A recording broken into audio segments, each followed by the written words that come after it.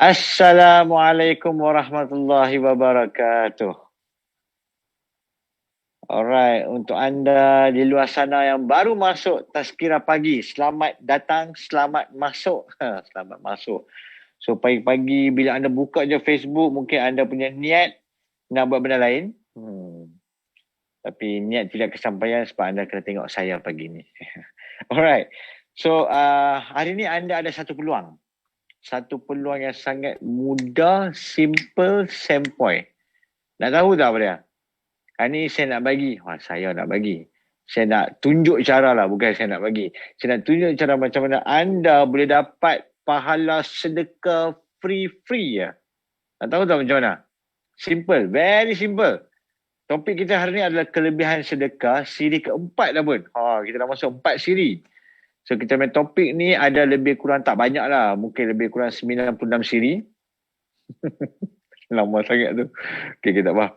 So kalau anda nak dapat kelebihan sedekah pagi ni, tahu apa nak buat? Kat bawah belah kanan ada butang share.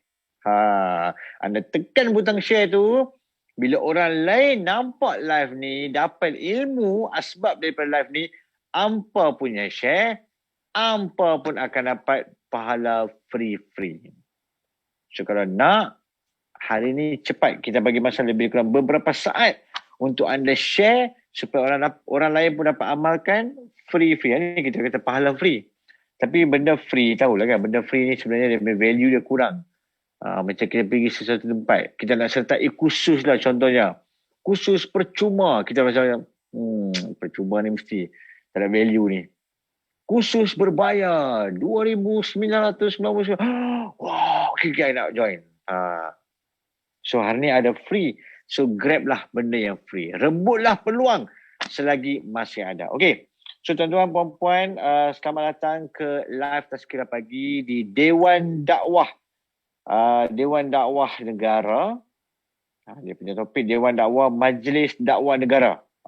Dewan Dakwah Majlis Dakwah Negara. Kat bawah ni ada nombor akaun kalau anda ingin menginfakkan diri, menginfakkan harta, bukan diri. Infakkan harta ke apa-apa saja sekadar mampu. Dia tak minta pun 1,000, 10,000, 1 juta. Tidak ada nilai. So anda nak transfer RM5 ke, RM10 ke, RM50 ke, 100 ke, terpulang. At least kita lakukan sesuatu. Yang ni kita panggil sebagai sedekah subuh. Oh, by the way, pagi ni ramai orang student-student ataupun anak-anak anda akan menghadapi peperiksaan SPM. Mungkin sekarang pukul berapa? 7.30 macam tu. So mungkin ada setengah orang masih on the way ke sekolah, masih tengok baru buka Facebook ke, baru tengok ke apa ke. Selamat menduduki peperiksaan SPM. Bitaufiq wan najah. Semoga Allah SWT permudahkan. Satu tips on the way nak ke Dewan Peperiksaan, buatlah sedekah. Topik kita sedekah ni. Topik kita kelebihan sedekah. Nak tahu kelebihan sedekah? Pagi ni on the way kat Pak Guide ke, makcik cleaner ke, pergi kantin ke, siapa-siapa lah, cikgu ke, ataupun tak tahu siapa nak cari driver bas ke, driver kereta ke, driver tu siapa? Ayah. Tak apa, tak kisah. Bagi sesuatu, niat hadiah. Niat hadiah pada ibu bapa ataupun niat sedekah pada siapa-siapa. InsyaAllah dengan niat tersebut, kita panggil sebagai sedekah subuh, maka Allah SWT akan permudahkan dan barakahkan apa yang anda lakukan. So nak ambil SPM, nak lancar untuk jawab soalan, satu tips, buat sedekah sebelum ke Dewan Peperiksaan. InsyaAllah. Wallahualam. Buat macam tu, anda bagi feedback. Contoh bagi feedback. Wah, Radusri, lepas saya buat benda tu, saya rasa macam tenang je. Semalam saya rasa macam, dudap hati, dudap nak ambil SPM ni. So kita tahu rahsia memang banyak orang terkesan lah SPM. Kita panggil sebagai SPM COVID. Saya nampak ada orang post. Good luck kepada semua SPM COVID. SPM COVID. Oh, sebab tahun COVID. Ialah paling, adalah hikmah di atas sesuatu kan. Bila Allah SWT uji tu memang ada hikmah lah. Okey, pagi ni kita nak baca kitab. First time ni kita nak baca kitab ni. Kita baca kitab Kelebihan Sedekah. Masya Allah, kitab ni taklah tebal sangat. Dia ada lebih kurang 770 helai. Taklah tebal sangat. Memang tebal lah ikut kan. Tebal macam ni. So kita akan baca beberapa kisah. Bila kita baca kan, kita akan huraikan sedikit. Dan juga kita ambil iktibar ataupun kita ambil amalan-amalan yang kita mampu amalkan. Sebab ramai orang nak buat sedekah tapi dia macam mana aku nak sedekah? Kadang kita blur tau. Blur nak bersedekah. Boleh tak? Blur nak bersedekah. Okay. So jom kita baca daripada fadilat sedekah. So kalau ada apa-apa soalan ke, nak tanya ke apa ke, sebab saya sedang melihat Facebook diri sendiri. So kalau apa-apa soalan ke apa nak tanya, boleh tanya, kita akan jawab sebentar je lagi. Kalau soalan ke pendapat kan, boleh je lah bagi tahu. Okey, jom kita baca hadis yang pertama. Hazrat Abu Marsad rahmatullah alaih ialah seorang dermawan yang masyhur. Okay, kisah-kisah ni semua tentang ulama-ulama, orang-orang as-salafus salih yang memang masyhur ya. Seorang lelaki telah pergi berjumpa beliau lalu membaca beberapa rangkap syair memuji beliau. Selalu maksud memuji para dermawan ialah untuk meminta daripadanya. Kita tahulah kan. Macam satu orang panggil kita pakai perkataan-perkataan yang bagus, kita katanya, nak apa? Dia memuji kan? Nak apa sebenarnya? Lebih kurang macam itulah.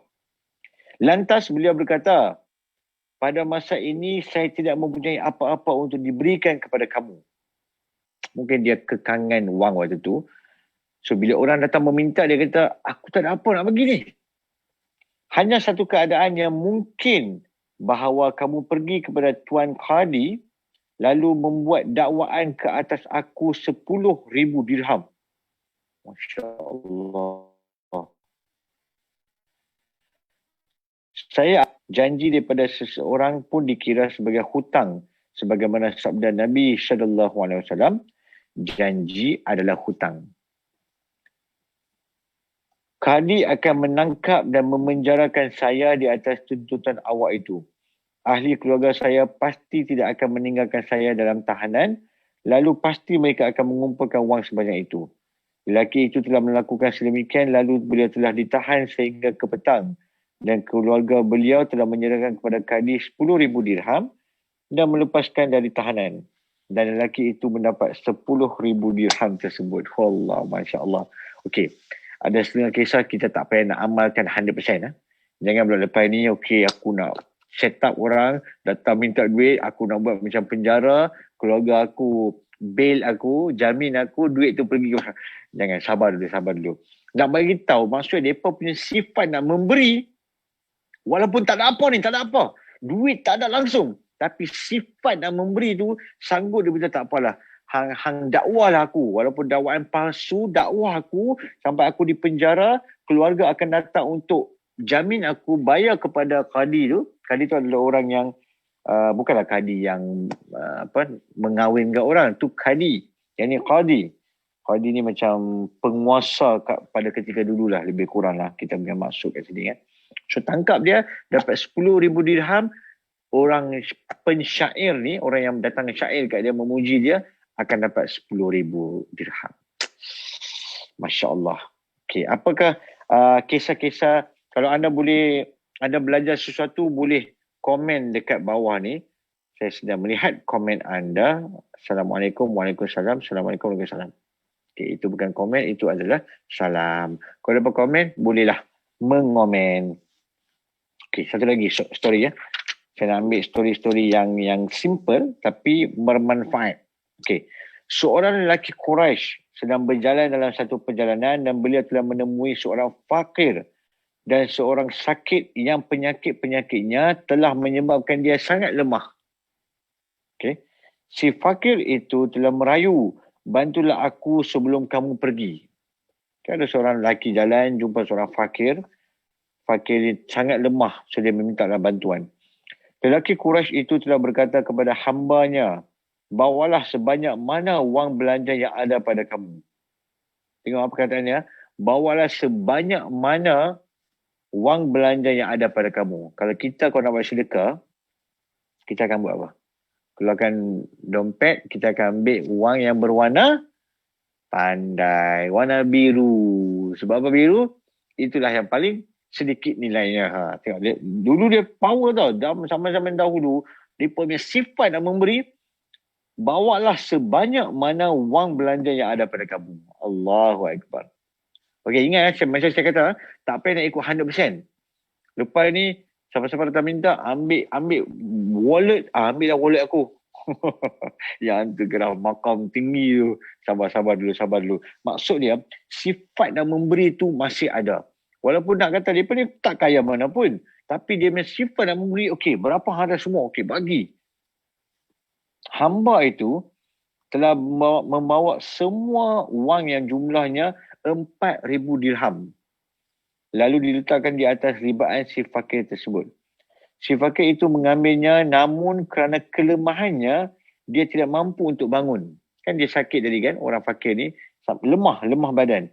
Gembira kerana mendapat jumlah wang yang banyak itu, air mata mula mengalir dari matanya. Yalah, dia dah minta sedekah, selalu dapat RM1. Tiba-tiba dapat RM1,000. Tak menangis. Memang menangis betul ya.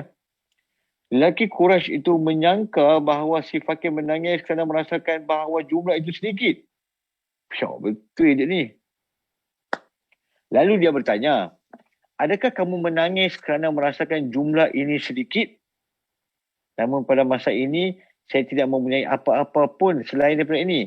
Si fakir berkata, bukan. Sabar dulu. Bukan kerana itu saya menangis.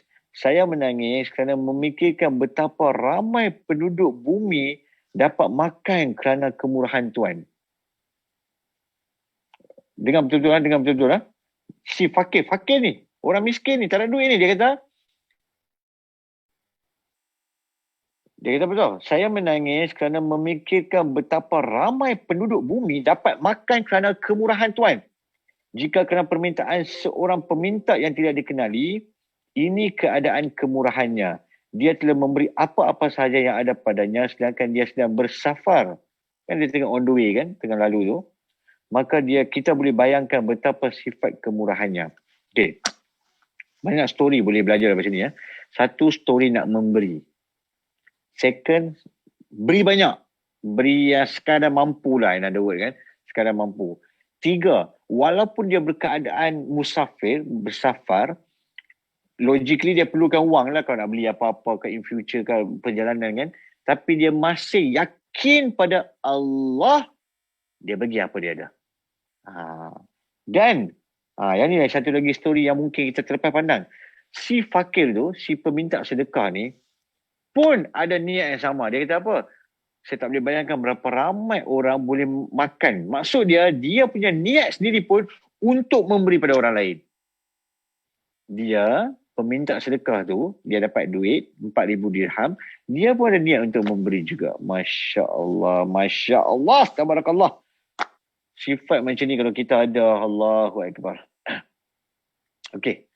Seterusnya, story yang seterusnya.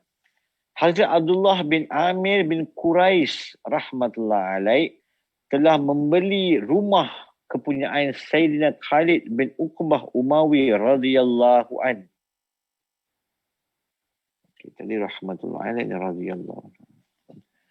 Dengan harga 90,000 dirham kerana beliau memerlukan. Apabila rumah itu telah dijual dan ahli keluarga Khalid mengetahui berita itu, maka mereka menjadi terlalu sedih dan duka cita. Jadi rumah yang dah duduk lama, tiba-tiba rumah tu dah dijual. So mereka sedih lah. Pada waktu malam, suara tangisan mereka didengari oleh Hazrat Abdullah bin Amir. Orang yang beli rumah tu dia dengar. Siapa dia menangis? Beliau bertanya kepada wanita-wanita di rumahnya, dari manakah suara wanita ini datang? Mereka menjawab, ia datang daripada keluarga Khalid yang menjual rumah tu. Mereka menangis bersedih kerana rumah mereka telah dijual. Of course kan, dah duduk lama rumah dijual, dia menangis. Pada masa itu juga, Hazrat Abdullah bin Amir telah menghantar hambanya kepada mereka dan menyampaikan berita bahawa rumah ini milik kamu. Dan harga yang saya telah bayar pun tidak perlu dikembalikan. Macam tak boleh jive kan mereka punya dahsyat ni. Rumah ini ialah pemberian daripada pihak saya kepada kamu. Allahu Akbar. Again, saya cuba sampaikan, kita mungkin tak mampu nak sampai tahap makam macam ni, tapi kita ambil sekadar mampu pun dah cukup sempoi dah tu. So maksud dia punya amalan nak memberi tu sampai dia tak sanggup tengok orang menangis. Bila orang menangis, maksud dia sedih. Ya Allah, rumah aku akan dijual. Ya Allah, dah dijual dah pun. Mungkin waktu tu ada, mungkin dia duduk sekejap sebelum dapat rumah baru ke. Ketika tu pembeli telah mendengar tangisan dia. Pembeli dia Hazrat Abdullah bin Amir. Dan juga mereka pun dapat rumah free. Okey. Kita ambil lagi 2-3 hadis-hadis sahih. Okey, ada apa-apa nak ni ke? Memberi tanpa syarat. Muhammad Kamal cakap memberi tanpa syarat. Masya Allah. Beri sebab yakin. Allah yang bagi. So maksudnya tak ada apa-apa. Kira dia bagi je. Bagi je. Okey. Jom kita ambil satu lagi story. Hazrat Amashi Sulaiman bin Mihran ialah seorang muhaddis yang masyhur. Beliau berkata, okay, dengar betul-betul lah. Saya mempunyai kambing betina dan ia telah sakit. Dia mempunyai kambing betina dan dia telah sakit. Hazrat Kaisamah bin Abdul Rahman datang kepada saya pada waktu pagi dan petang setiap hari untuk menziarahi kambing tu. Dia punya empathy dia tu kepada binatang. Sampai binatang sakit pun dia orang boleh pergi ziarah. Bukan saja manusia sakit. Beliau akan bertanya hal ehwal kambing dan di samping itu beliau berkata, mungkin anak-anak kamu tidak mendapat susu. Apakah mereka tidak menangis? Kambing itu makan ataupun tidak? Oh, dia tanya anak-anak dia ni. Dan lain-lain soalan lagi. Setiap kali beliau datang, semasa ingin balik ke rumahnya, beliau akan meninggalkan wang di bawah hamparan yang aku duduk ini sambil berkata, ambillah ini dan gunakan untuk anak-anak. Semasa tempoh kambing saya sakit, dengan ihsan beliau, saya telah mendapat lebih daripada 300 dirham. 300 dinar. Bukan dirhaman, dinar. Saya mula bercita-cita agar kambing saya sentiasa sakit. Ini pun lemak banyak ke? Dia kata kalau kambing sakit, orang datang ziarah, dia datang ziarah lah si Hazrat Kaisamah. Hazrat Kaisamah akan datang. Bila datang, dia selit duit bawah hamparan. Kan orang dulu kan mana ada sofa. So ada hamparan, dia selit. Selit sebab apa? Dia nak jaga keikhlasan. Dia tak nak bagi. Mungkin bagi takut orang tu tak ambil ke, malu-malu Allah ke apa. Selit. Ada duit bawah hamparan ni, nanti ambil untuk uruskan apa-apa tu. So dia ni pun cita-cita, ya Allah, satu kambing. Seekor kambing sakit aku dapat 300 dinar. Kalau 10 ekor kambing sakit, sempoi. Ada juga macam tu. Masya Allah. Tapi nak beritahu dia punya sifat kan. Binatang sakit pun, dia lepas sedekah. Satu lagi. Hazrat Abdul Malik bin Marwan telah bertanya kepada Hazrat Asma bin Kharijah. Telah sampai berita kepada saya tentang beberapa perlakuan kamu yang sangat elok. Beritahulah kepadaku apakah amalan kebiasaan kamu. So dia dengar satu benda yang baik pasal Hazrat Asma ni. So dia pun tanya lah, apa benda yang hang buat? Apa kebiasaan yang hang buat? So Hazrat Asma telah menafikannya sambil berkata, Hazrat Asma ni dengar, apa yang aku buat baik? Tak ada lah, mana ada apa. Tiada perbuatan saya yang bagus. Amalan orang lain banyak lagi yang lebih bagus. Ya, dia punya sifat tawaduk dia. Tanyalah mereka. Namun apabila Hazrat Abdul Malik yang menggesa dan bertanya dengan sumpah, maka beliau telah memberitahu bahawa, dia tanya, bagitahulah, sumpah, bagitahulah apa yang buat ni. Orang dah cakap bagus, bersyarat, apa yang buat? So dia kata, saya sentiasa akan mengambil berat 3 perkara. Ingat 3 perkara. Okey, ingat. Kalau boleh tulis, sempoi. Kalau tak, hampa kena tengok live ni lagi sekali. Saya sentiasa mengambil berat 3 perkara. Okey, yang pertama, Saya tidak pernah mengunjurkan kaki ke arah sesiapa yang sedang duduk. Bila orang duduk, dia tak tunjukkan kaki pada orang tu. So, dia jagalah sifat itu. Apabila saya memasak makanan dan menjemput orang ramai untuk memakannya, maka saya berasa bahawa ihsan yang dilakukan oleh orang-orang tersebut ke atas saya lebih besar daripada ihsan saya ke atas mereka. Jadi apa nak maksud? Fahamkan maksudnya kan? Maksud dia bila kita nak buat sesuatu, kita masak lah contohnya, kita masak.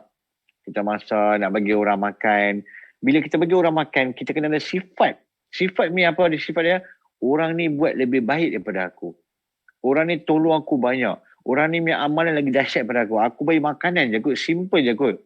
Tapi na'udzubillah min zalik, setengah orang kan, kita akan ada satu perasaan yang aku bagi makan kat dia ni. Aku. Bila masa apa aku? Aku kira dahsyat. Aku kira gila punya power. Na'udzubillah min zalik. So bila kita ada sifat macam tu, cepat-cepat kita ketepikan sifat tu. Kita kena letak Allah kat depan. Kita kena bagi dengan keikhlasan. So sifat yang dia bagi ni, Masya Allah lah.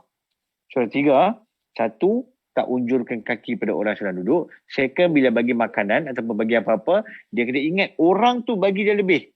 Orang tu punya ihsan lebih daripada dia. Dan yang ketiga, jika ada sesiapa yang memerlukan, meminta sesuatu daripada saya, maka saya tidak pernah merasakan sebanyak mana pun yang saya berikan kepadanya sebagai sesuatu yang banyak. Sentiasa saya rasakan apa-apa yang diberikan itu sangat kurang. So kalau kita buat sedekah ke apa-apa amal jariah lah kita lakukan, ingatlah benda tu sikitnya aku bagi. Walaupun RM300, walaupun RM1,000, walaupun RM10,000 sekalipun. Kita dah rasa kita, dahsyat aku bagi RM10,000. Gila banyak aku bagi. Jangan sesekali ada sifat macam tu. Ini kalau kita nak amalkan sifat yang ada pada Hazrat Asma bin Kharijah.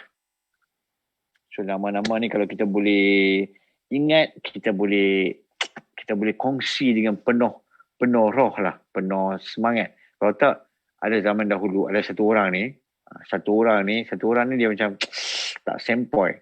Kalau kita betulkan nama, sempoi. Alright, okay. Kita ambil satu lagi ya. Sekarang pukul apa ada masa. Kalau ada apa-apa soalan boleh masuk, nak tanya boleh tanya. Okey. Sakit Ibrahim. Sakit. Apakah? Lang, are you okay Lang? Okay, kita rasa macam ada orang yang tak betul masuk sini. Tak apa. Okey. Hazrat Sa'id bin Khalid Umawi radhiyallahu anhu ialah seorang yang sangat kaya. Hazrat Sa'id bin Khalid hartanya menjadi sebutan bandingan dalam kalangan orang Arab. Menjadi tertib kebiasaan hidup beliau ialah apabila sesiapa yang berhajat datang, beliau tidak akan kedekut dalam memberi apa-apa sahaja yang ada padanya pada masa itu. Kalau orang datang je memang ni sifat-sifat amalan orang Arab. Tetapi jika pada sesuatu masa beliau tidak memiliki apa-apa, maka beliau akan menulis sepucuk surat akaun hutang dan diberikan kepada orang yang berhajat itu dan berkata, jika saya mendapat sesuatu dari mana-mana atau saya mati sekalipun, maka datanglah buat tuntutan dengan menggunakan surat ini. Macam mana dah nak dapat sifat ataupun amalan orang-orang dulu ni? Maksud dia memang sifat nak memberi. Tapi ada juga kan kita up and down. Sometimes ada orang tu memang nak beri tapi aku nak beri tapi aku tak cukup duit. So apa dia buat? Dia buat satu surat akaun hutang dia tulis. So dia ambil satu surat hutang RM100 contohnya, bayar dia. Nanti hamai claim. Hujung bulan kau bila aku dapat gaji, hamai claim kat aku. Ataupun bila aku mati, my claim daripada family aku.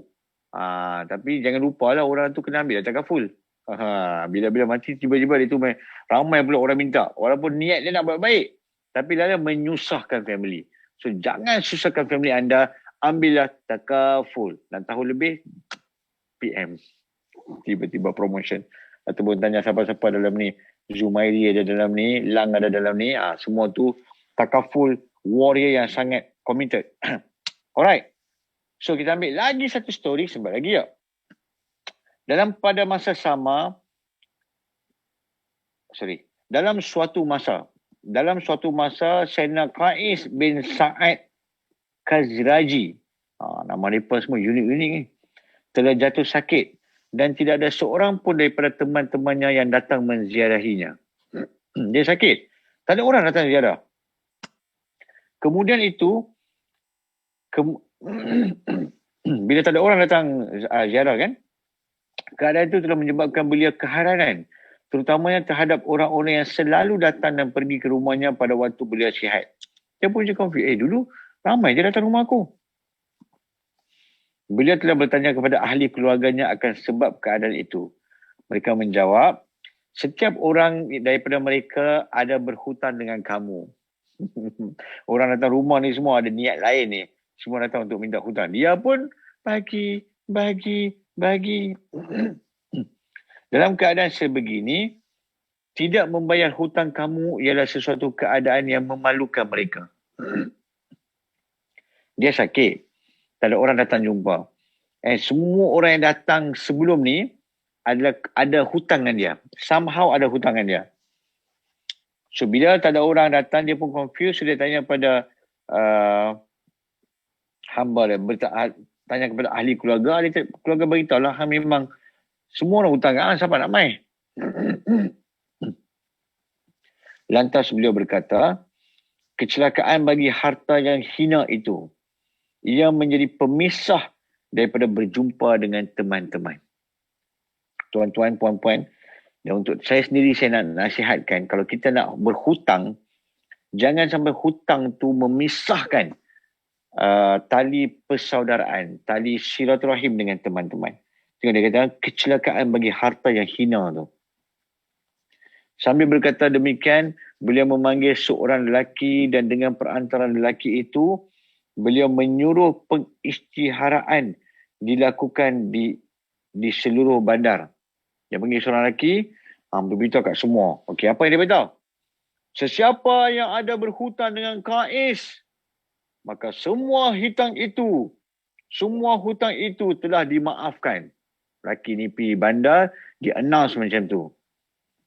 Okay, nak tahu apa berlaku? Dengar betul-betul ya.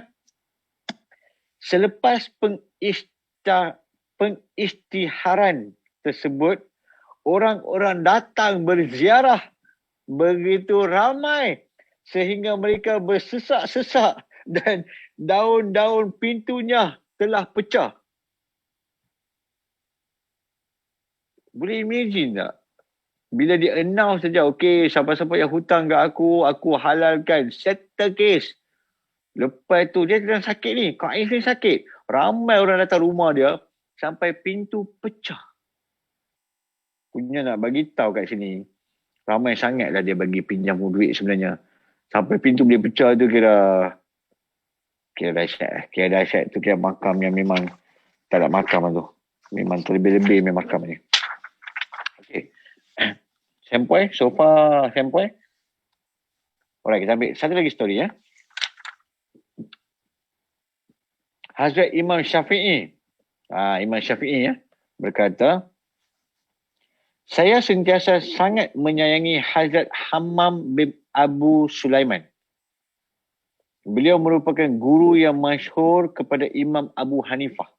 Tengok, Imam Syafi'i admire Hazrat Hammam. Siapa Hammam? Hazrat Hammam, tak ada orang kenal. Tapi dia adalah guru kepada Imam Abu Hanifah. Imam Hanifah, Hanafi, mazhab Hanafi. Ini adalah kerana saya telah mengetahui satu peristiwa berkenaan beliau. Peristiwa itu ialah, okay, dengar, pada suatu hari beliau sedang menunggang seekor keldai betina. Beliau telah memukul betis keldai tersebut dan menyebabkan ia mula berlari laju. Lantaran hentakan keldai itu, satu butang baju Hazrat Hammam telah terputus. Hazrat Hammam. Dalam perjalanan, beliau ternampak sebuah kedai jahit. Beliau pun pergi ke kedai itu dan mula hendak turun untuk menjahit kembali butangnya. Tukang jahit itu berkata, tuan tidak perlu turun. Duduk atas keldai itu. Kerja yang sedikit je pun, satu butang je, bukan semua. Sekarang ini juga saya akan menjahitkan kembali. Tukang jahit itu telah memasang kembali butang tersebut dalam keadaan berdiri saja pun.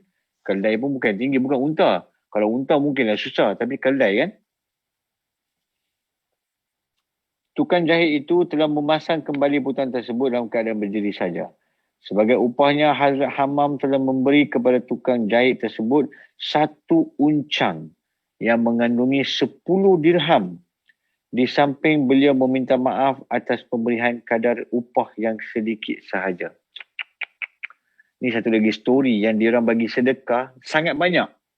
Bayangkan satu butang tercabut. Dia pergi buat, dia bagi satu uncang ada 10 dinar. Dia dinar dengan dirham lain tau. Dinar tu kira dahsyat, 10 dinar untuk satu butang macam macam tu lah. Macam dah lah bagi tu. Dia minta maaf lagi. Tolong minta maaf lah, saya bagi sikit je. Bagi sikit, 10 dinar bagi sikit. Macam kita satu orang main, kita pergi kedai, dia jek butang, kita bagi dia RM1. Minta maaf, saya bagi sikit, minta maaf. Sedangkan RM1 tu boleh beli baju kot. Betul tak? Boleh beli 2-3 baju. Lebih kurang macam tu dah. Maksud dia. Okay. Kita boleh ambil lagi satu soalan kan? Ada apa-apa pendapat ke, soalan ke, nak tanya ke apa ke, boleh bertanya di sini. Kenapa anda pun? Dia betul. Okay. So mungkin kita buat satu, okay, kita buat summary lah, kita buat summary. Sebab rasanya macam dah banyak story dah pun kita dengar. Okay. So ada apa-apa soalan boleh tanya dekat dalam Facebook. Kita ada Facebook Dewan Dakwah Majlis Dakwah Negara ataupun Facebook saya sendiri, Mahdi Bizek. So kalau anda ada apa-apa nak buat rumusan ke apa ke, boleh tanya. So topik kita adalah kelebihan sedekah. So bila kita amalkan apa yang dilakukan zaman-zaman dahulu ni, memang kesimpulan apa kita dapat ni sebenarnya, bila nak memberi ni, bagi tanpa fikir. Bagi yang terbaik. So maksud dia bukanlah bagi semua yang kita ada. Kalau bagi semua pun tu yang jadi boleh timbulkan fitnah, tak elok juga. So kalau kita ada dompet, wallet, janganlah bagi yang paling sikit. Mungkin sebelum ni kita amalkan bagi duit warna biru tu. So lepas ni mungkin kita amalkan at least lah duit merah. Or duit purple. Ataupun hijau-hijau 50 ke 100 ke, boleh bagi, insya-Allah. Niat macam tu, amalkan benda sifat-sifat macam ni. Semoga Allah SWT bagi kita rahmah, bagi kita barakah dengan wang yang kita ada, rezeki yang Allah SWT bagi. Rezeki pun Allah bagi. Kita bagi itu pun sebenarnya bagi untuk kita di akhirat nanti. Apa yang kita bagi sekarang di dunia itu adalah sahih, confirm untuk masa depan. Tapi apa yang kita dapat sekarang ni bukan semua milik kita. Ingat benda tu. Assalamualaikum Datuk, your book Jutawan Muda really inspired me. Alhamdulillah. Barakallahu fi. So buku Cara Terpantas Menjadi Jutawan ataupun buku Jutawan Muda. So kalau anda nak dapatkan, bolehlah dapatkan di Facebook saya. Sedikit iklan hari ni. Banyak pula iklan hari ni. Minta maaf Wan Odeng, kenapa iklan banyak sangat. Okay. So since dah pukul 8 lebih dah pun, so kita akan akhiri di sini. So mungkin kita akan jumpa lagi dalam kelebihan sedekah part 5. Masya Allah, part 5 dah pun. So kita akan habis part yang ke mungkin part si kulipat lah. Siapa cepat dia dapat. Kita akan habis part tu. Alright. So kalau anda dapatkan buku ni, beratnya. Buku Kelebihan Sedekah boleh dapatkan di kedai-kedai buku ataupun di Masjid Seri Petaling. Ini adalah Fadail Amal. Dia bukan, maksudnya kelebihan fadilat sedekah ni, kita baca buku ni bukannya untuk baca baru nak sedekah. Sebenarnya kita sedekah ni kita kena sedekah tanpa mengharap. Ni macam kita nak tahu kelebihan baru nak amalkan. Yang tu kira memang dahsyat lah. Sifat tu memang kita nak. Tapi kita ni sebagai manusia, memang kita nak tahu kelebihan dulu. Memang sebenar-benarnya hamba kepada Tuhan dia tak perlu tahu kelebihan sebenarnya. Tapi kita ni manusia yang lemah. Manusia yang memang lumrah manusia nak tahu kelebihan. Bila tahu kelebihan, dia punya kegairahan dia tu. akan lagi macam, wih biar betul dia pun, aku nak buat macam ni.